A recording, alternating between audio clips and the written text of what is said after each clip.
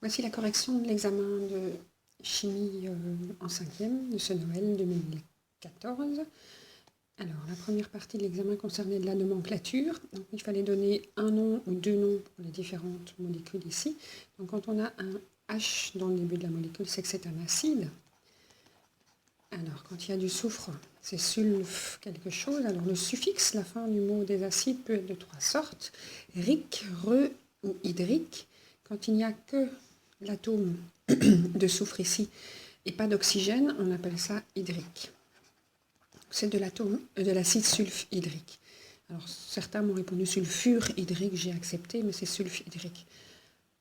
Ensuite, le deuxième nom que cette molécule a, mais on utilise rarement, mais c'est le nom plus, je veux dire, classique, c'est séparé en deux, donc faire la fin puis le début. Donc, le S, c'est un sulfure, ça pourrait être sulfite, sulfate ou sulfure. Comment savoir si c'est ur, it ou at? Ben, at, c'est les grosses patates pleines d'oxygène, it, c'est les frites où il n'y a pas beaucoup d'oxygène, et ur, c'est les purs, ceux qui n'ont pas d'oxygène. Donc S tout seul, c'est sulfure.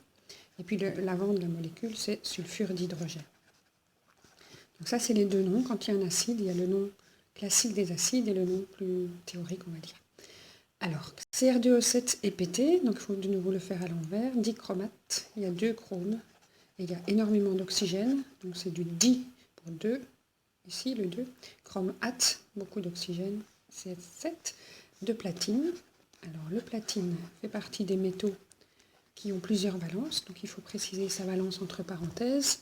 Comment savoir ça? Mais il y a une petite phrase assez sympa qui dit « Petit croco, pas beau, fait mon et son QG », et on a les 10 atomes qui ont plusieurs valences, et le platine est donc le premier de la série, donc il faut préciser sa valence. Alors comment retrouver sa valence? Mais il faut décroiser les indices, puisque les indices, on les croise à partir des valences. Donc ici on a un 2, là on n'a rien du tout, donc, et le dichromate, il faut connaître sa valence, donc le dichromate a une valence de 2. Alors si ce 2 a abouti à rien du tout et il reste un 2 fois plus de l'autre côté, c'est qu'on a le double de ce côté-ci. Donc 4. Si c'était le platine valence 2, on n'aurait aucun indice et ce serait simplifié. Ici, en fait, ça aurait dû être un 4 et un 2, mais simplifié, on a un 1 et un 2. Donc c'est du platine 4. Ça se met en chiffre romain entre parenthèses. Dans l'autre sens, maintenant la nomenclature de nouveau, il faut commencer par la fin et puis le début. Donc aluminium, c'est Al. Hydrogénocarbonate, hydrogéno, c'est H. Carbonate, c'est du carbone avec de l'oxygène et c'est la patate, donc c'est beaucoup d'oxygène pour le carbonate et c'est CO3. Alors les valences, l'aluminium est dans la colonne 3A et donc il a une valence de 3. Le carbonate, il faut le savoir, a une valence de 2. Mais quand il y a un hydrogène qui vient sur le CO3-, il annule une décharge, donc ça devient du HCO3 avec un seul moins. Donc il perd une valence quand il prend un hydrogène. Donc il a une valence 1. Donc le 1 va se retrouver sur la L et le 3 va se retrouver en indice de l'hydrogénocarbonate. L'hémioxyde de chlore, quand vous avez un préfixe pour les oxydes de non-métaux, donc ça c'est un oxyde de non-métal, il faut en tenir compte, non pas les valences, mais le préfixe. Hémi, c'est comme les hémisphères, ça veut dire un demi.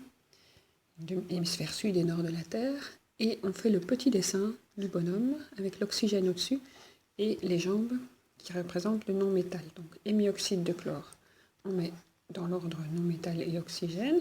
On voit qu'il y a deux hétéroatomes, un 2X et un oxygène, donc c'est Cl2O.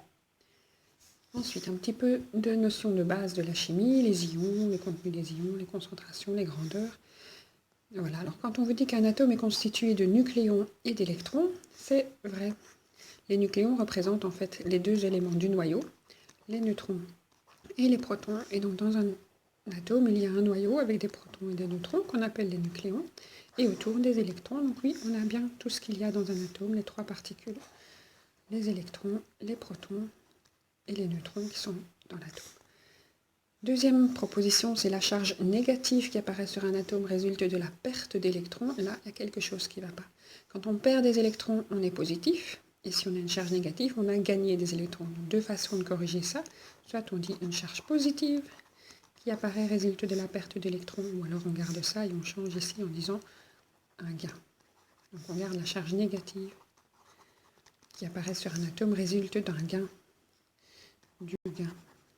d'électrons. Ça, c'était faux.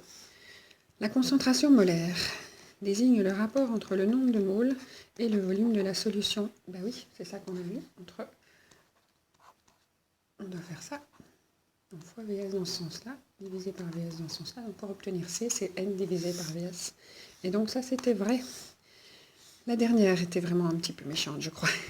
Donc à 0 degré, c'est une pression de 1 atmosphère, le volume occupé par une moule de gaz, et le volume occupé par une moule de gaz, c'est ce qu'on appelle un volume molaire. Volume occupé par une moule, volume molaire, est égal à 22,4. Le chiffre est bon, mais les unités ne sont pas bonnes. C'est 22,4 litres pour chaque moule. Donc ici, il fallait changer. C'était litres. Et donc c'était faux.